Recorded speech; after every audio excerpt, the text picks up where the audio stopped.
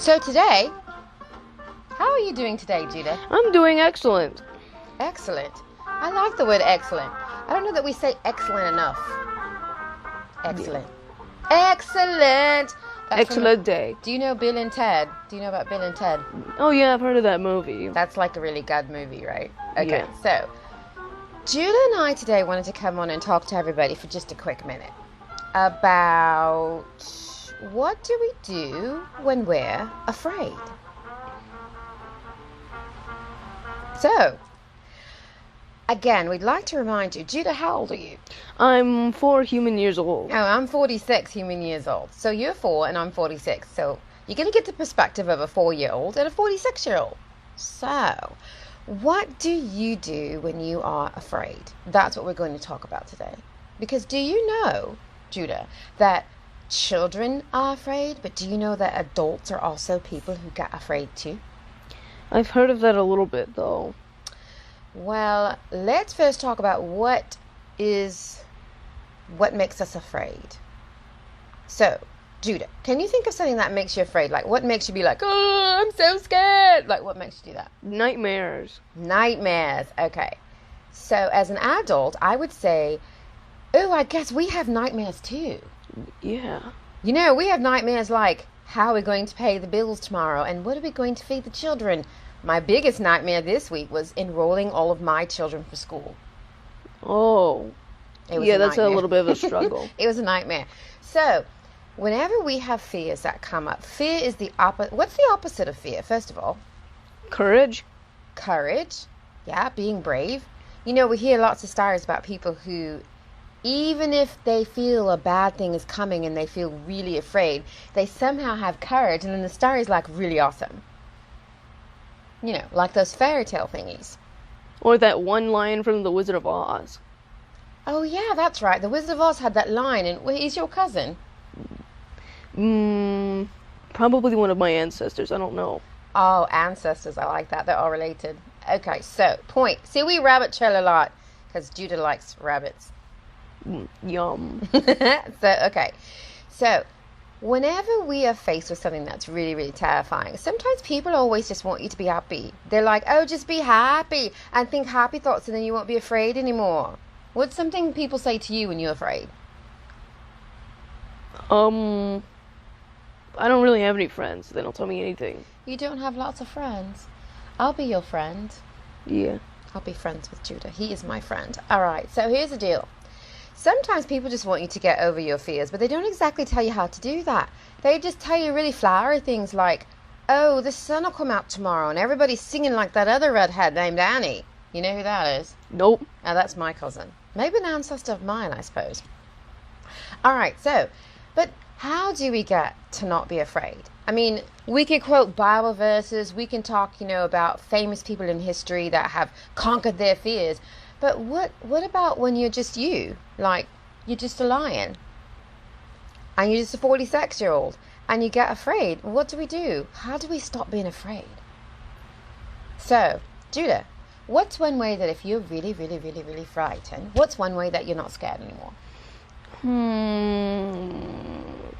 It's pretty difficult to think. I would think it's kind of like this. Let's say you have a really bad nightmare like you talked about, which is horrible. I hate nightmares, all right? So when you have a really, really bad nightmare, what's the first thing you do when you wake up from the nightmare? We get very scared and we nearly scream. Okay, then after the scary, scary part, how do you make yourself feel better?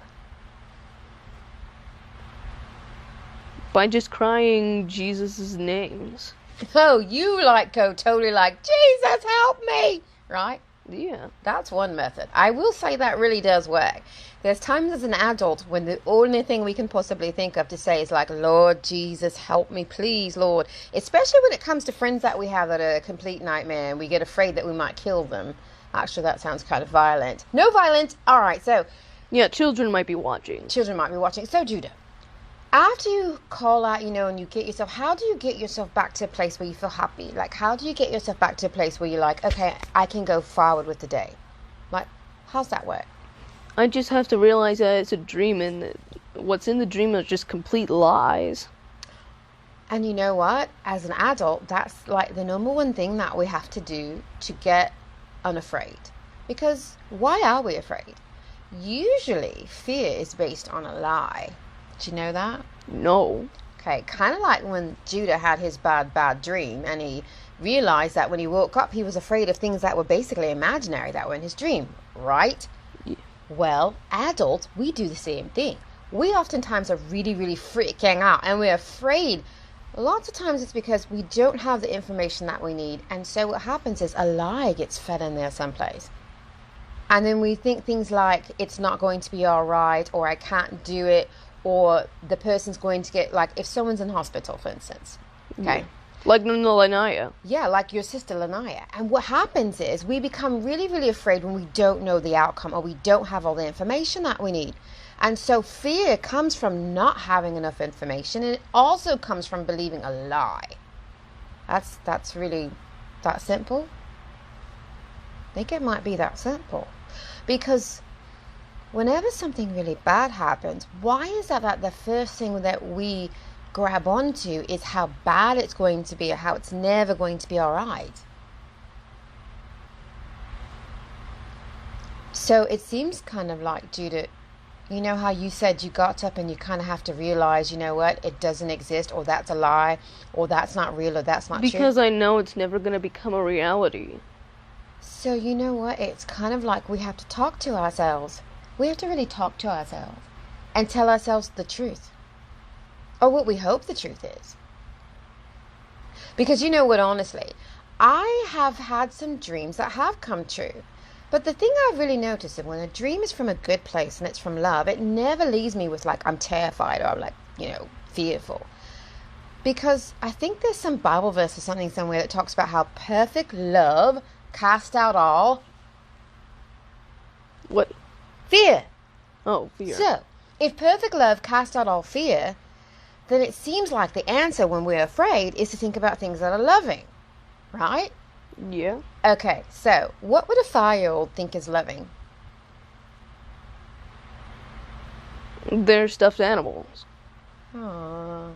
Stuffed animals are loving. Lions are loving too. What an adult would think is loving is things like, I have Their family. dreams. Yeah, my dreams, but also the fact that I can be grateful and start to think about all of the things that are beautiful in my life and all of the things that I'm just grateful that I have and that I get to experience. And people, people can be pretty nice. So can lions. Yeah, there are lots of friendly lions out there. So if you had one last thing you want to say to people about being afraid and being hopeful, what would it be? Well, just take a moment and realize that your nightmare is just a lie. Your nightmare's a lie. Psst, did you all hear that? Your nightmare is a lie.